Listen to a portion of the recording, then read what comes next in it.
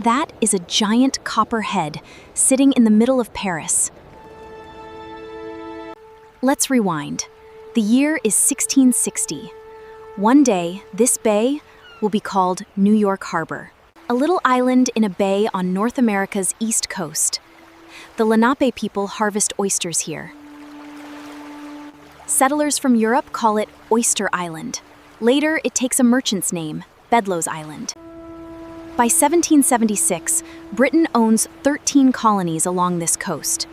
The people living here go to war to break free from Britain. They win. The 13 colonies join together as one brand new country, the United States of America.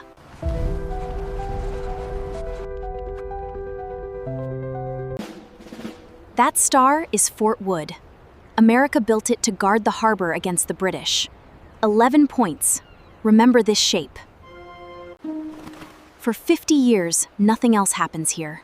Soldiers, seagulls, cannons that never fire.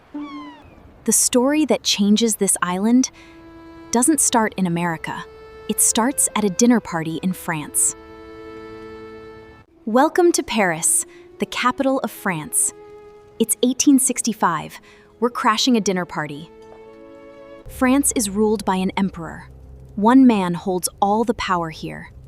Speaking against him can land you in prison. The men at this table hate that. They dream of a country run by its people, through voting. That's called a republic.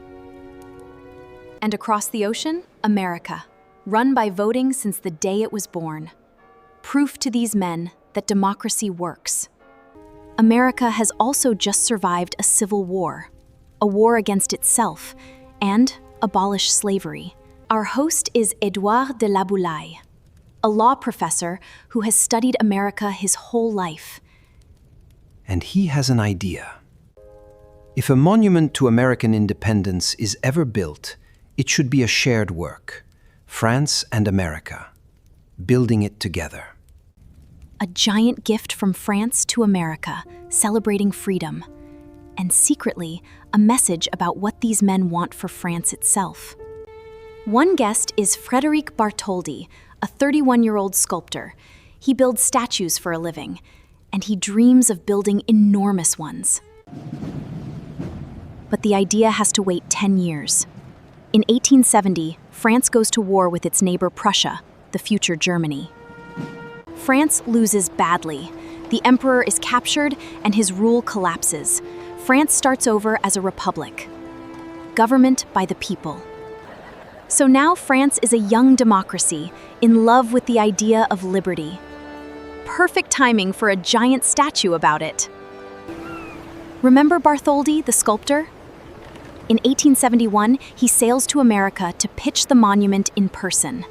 His ship enters New York Harbor. And right there, Bartholdi spots the perfect place for it. A little island that every single ship entering New York must sail past. Our island, the one with the star fort. Over the next few years, a deal takes shape. France will build the statue itself and pay for all of it. America's job? Build the pedestal, the massive stone base she'll stand on, and pay for that. So yes, America knows all about it.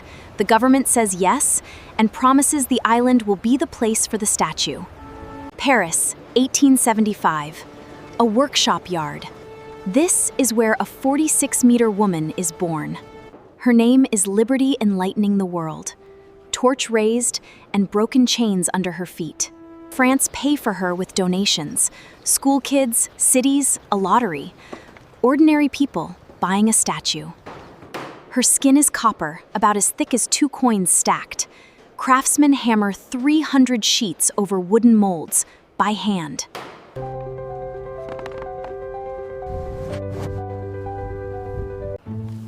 The finished arm sails to America early, as a preview, and a fundraising trick.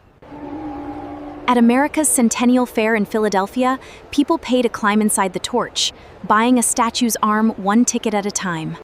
Afterward, the arm stands in a New York park for 6 years. Just an arm in a park.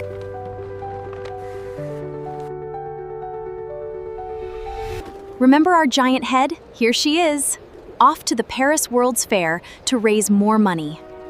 My hammer shaped her cheek. She'll carry it across the sea. If the Americans ever pay for their half. Ooh, did you catch that? The American money problem. Hold that thought. Big problem first. Copper that thin can't stand in a sea wind. She needs a skeleton. The engineer who solves it designs an iron spine with springy ribs. His next project? A certain tower in Paris.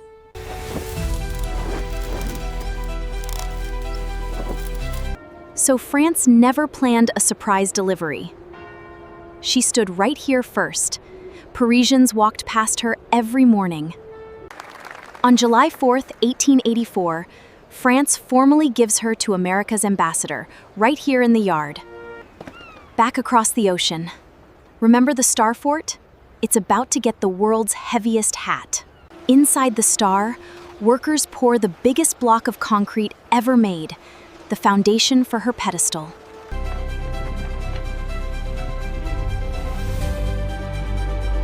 And then everything stops.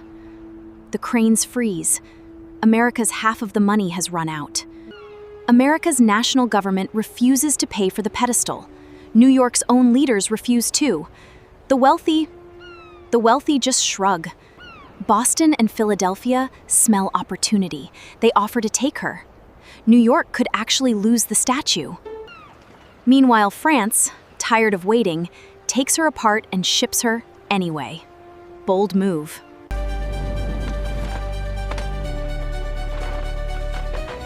$350 pieces, 214 crates, every crate numbered, like a giant puzzle. A French Navy ship, the Isère, hauls her across the Atlantic Ocean. Storms batter the ship for days. Waves this size sink ships. June 1885, New York Harbor erupts. Cannon salutes, brass bands, boats everywhere. She's here! Small problem. The pedestal is half finished. The world's grandest gift goes into storage. Enter Joseph Pulitzer, a newspaper owner, an immigrant himself, and absolutely furious at rich New Yorkers. His paper prints a promise. Give anything, even 1 penny, and your name appears in print. From a kindergarten class in Davenport, Iowa, $1.35 for the pedestal. Print every name, every single one. It works! 120,000 donors in 5 months. Most give under $1. Pennies save the pedestal. One charity auction sells a poem by a young writer, Emma Lazarus. Keep her name in your pocket.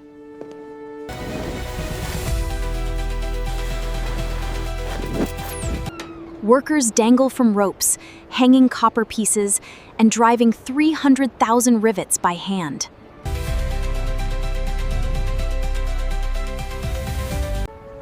Ropes and nerve. And now she's the tallest thing in this city. She'll outlive us all. At 305 feet, she instantly became the tallest structure in all of New York. October 28, 1886. Dedication Day. Rain, fog, and hundreds of thousands celebrating anyway.